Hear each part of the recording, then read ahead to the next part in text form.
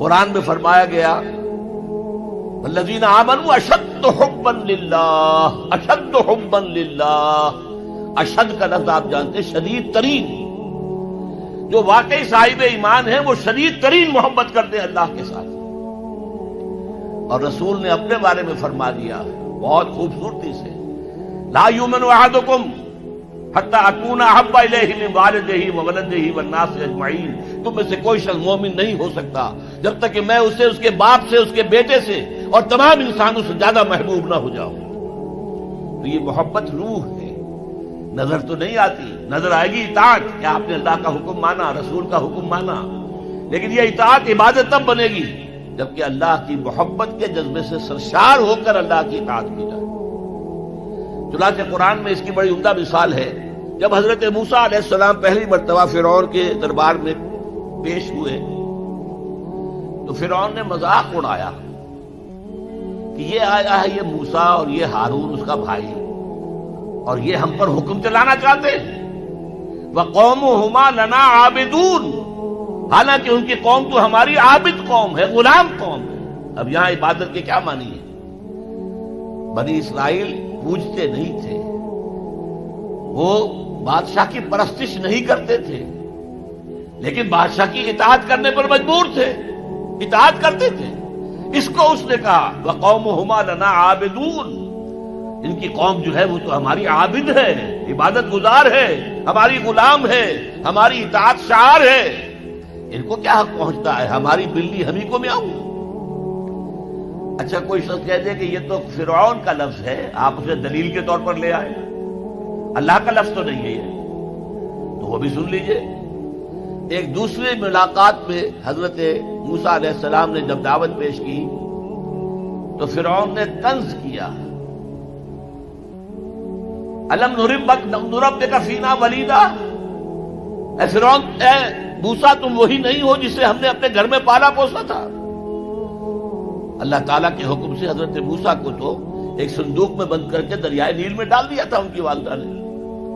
وہ محل کے پاس سے گزر رہا تھا کہ وہاں کچھ عورتیں جو ہے دریا پر آئی ہوئی تھی نہانے وغیرہ کے لیے، انہوں نے وہ تابوت جو تھا صندوق وہ پکڑ لیا، اس میں حضرت موسیٰ نکلا ہے، اور اتنے خوبصورت تھے یہ فوراً سمجھ میں آ گیا تھا یہ کوئی اسرائیلی ہے. اور اسرائیلی بچوں کے بارے میں حکم تھا کہ فوراً قتل کر دو، اگر لڑکا ہو، لڑکی ہو تو زندہ رہنے دو. لیکن یہاں حضرت آسیہ تھی، فرعون کی ایک بیوی جو مسلمان تھی، بنی اسرائیل میں سے تھی. انہوں نے کہا فرعون سے لا تقتلوہ، مت قتل کرو، قرۃ عین لی ولک، دیکھو ہمارے ہاں اولاد نہیں ہے، یہ تو میرے اور تمہارے لیے آنکھوں کی ٹھنڈک بن جائے گا، دیکھو کتنا خوبصورت بچہ ہے. لہذا ان کو قتل نہیں کیا گیا.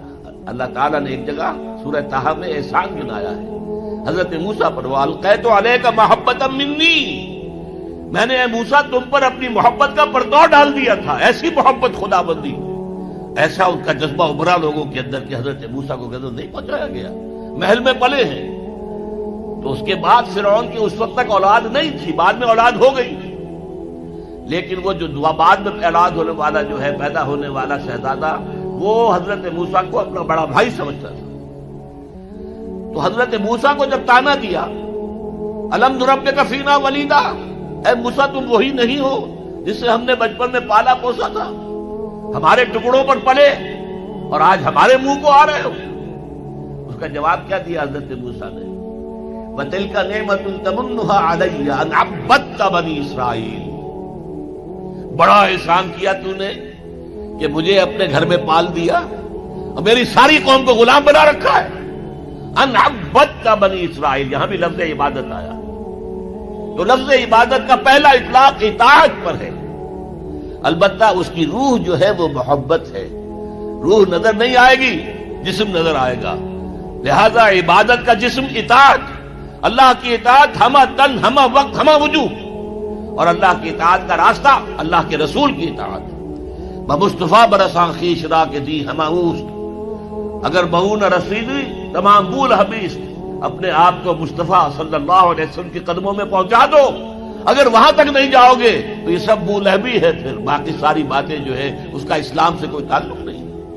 اور حضور کی حدیث میں آپ کو سنا چکا، لا یؤمن احدکم حتی اکون احب الیہ من والدہ وولدہ والناس اجمعین، تم میں سے کوئی شخص مومن ہو ہی نہیں سکتا جب تک کہ میں اسے تمام انسانوں سے، یہاں تک کہ اپنے باپ سے، اپنے بیٹے سے بھی زیادہ محبوب نہ ہو جاؤں۔ اب ایک نقطہ اور سمجھیے کہ میں نے بھی مانا نماز بھی عبادت ہے، روزہ بھی عبادت ہے، یہ عبادات ہے، تو کیا تعلق ہے ان عبادات کا اس عبادت کے ساتھ جس کی تم بات کر رہے ہو؟ دیکھیے، یہ کوئی تمبو کہیں لگا ہوا ہوتا ہے، شامیانہ ہے، تو چار اس کی طرف جو ہے وہ کھڑے ہوتے ہیں بانس، ان کے اوپر وہ شامیانہ کرا ہوا ہے۔ چار عبادتیں اللہ نے دی ہیں انسانوں کو، مسلمانوں کو، اہل ایمان کو، تاکہ بڑی عبادت کر سکیں۔ یہ بڑی عبادت ہمہ وقت، ہمہ تن، ہمہ وجوہ اللہ کی اطاعت کرنا آسان کام نہیں ہے۔ ہمارا نفس ہے جو برائی کی طرف ہمیں آمادہ کرتا ہے، شیطان لعین ہے، اس کی صلبی اور مانوی ذریت ہے، وہ ہمیں برائی کی طرف دھکیلتے ہیں۔ پھر مال کا لالچ ہے، وہ ہمیں بری طرف دھکیلتا ہے۔ ہمارے نفس کے تقاضے ہیں، چٹخارا چاہیے، عیش چاہیے، یہ ساری چیزیں جو ہیں ان کے ساتھ مقابلہ کریں گے تو اللہ کی بندگی کر سکیں گے، اللہ کی اطاعت کر سکیں گے، اللہ کی عبادت کر سکیں گے۔ لہذا چار عبادات دے دی، چار یہ بانس، چار ستون جن پر چھت کھڑی ہوئی ہے عبادت کی، عبادت۔ اور وہ ستون نمبر 1 کیا؟ نماز۔ کس لیے؟ تاکہ بھول نہ جاؤ کہیں۔ 5 دفعہ دن رات میں نکلو اپنے کاروبار سے، صبح نیند بڑی ٹھنڈی ہوتی ہے، بڑی ٹھنڈی ٹھنڈی ٹھنڈی ہوا، ساری رات ہفس رہا ہو تب بھی صبح ضرور کچھ نہ کچھ ہوا چلتی۔ مریض ساری رات تڑپتا رہا ہو لیکن صبح کے وقت آ کر اسے کچھ نہ کچھ سکون آتا ہے۔ تو فجر کی نماز کی اذان ہو گئی ہے، سن لی ہے، لیکن لیٹنے کو جی چاہ رہا ہے۔ اس کے خلاف جد و جہد کریں گے، اپنے نفس کے خلاف، تبھی تو اٹھیں گے نا۔